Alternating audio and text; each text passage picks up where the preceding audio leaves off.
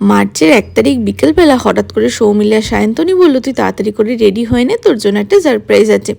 আমি আগে থেকে কিছু একটু আঁচ করতে পারছিলাম যে ওটা কিছু একটা প্ল্যান করছে, বাট সেটা যে এতটা গ্র্যান্ড হবে না আমি বিশ্বাস করেও ভাবতে পারিনি। আর আমি ছোট ব্লগে কিছুই শেয়ার করলাম না, জাস্ট কয়েকটা ক্লিপস শেয়ার করলাম, সবটা বড় ব্লগে শেয়ার করব। এটা হচ্ছে চন্দনদা। চন্দনদা না থাকলে হয়তো এতটা মজা করা আমাদের কখনোই হতো না। তো চন্দনদা দেখো কিউট একটা পার্স দিয়েছে আর এই ব্যাগটা দিয়েছে, এত কিউট লেগেছে তোমাদের বলে বোঝাতে পারবো না। তারপরে বিক্রম দা গিফট দিল, অনুশ্রী গিফট দিল। আজকের দিনে শুভদা, উন্নিতা, দিকা, তপসী দিকে খুব মিস করছিলাম। তো যাই হোক, চলো তোমাদেরকে এবার ডেকোরেশনটা দেখাই। এতটা এফর্ট দিই না, একটা মানুষ যখন মন থেকে চাইবে শুধুমাত্র তখনই করতে পারে, জানো তো।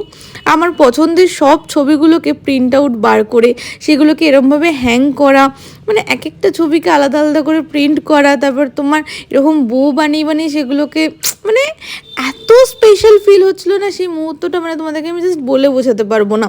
তোমাদেরকে বড় ব্লগে যখন ডিটেলসে শেয়ার করবো তোমরা ভালো করে বুঝতে পারবে। কালকেই বড় ব্লগ চলে আসবে। সবাই বিশ্বাস করে এখন রাতে ডিনারের প্রিপারেশনে ব্যস্ত, আর আমার খালি এই জায়গাটা ছেড়ে যেতেই ইচ্ছা করছিল না।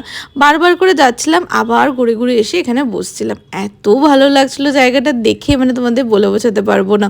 আজকে রাতে ডিনারে ছিল ভাত, চিকেন, চাটনি, মিষ্টি আর স্যালাড। দেখা হচ্ছে তোমাদের সাথে নেক্সট ব্লগে।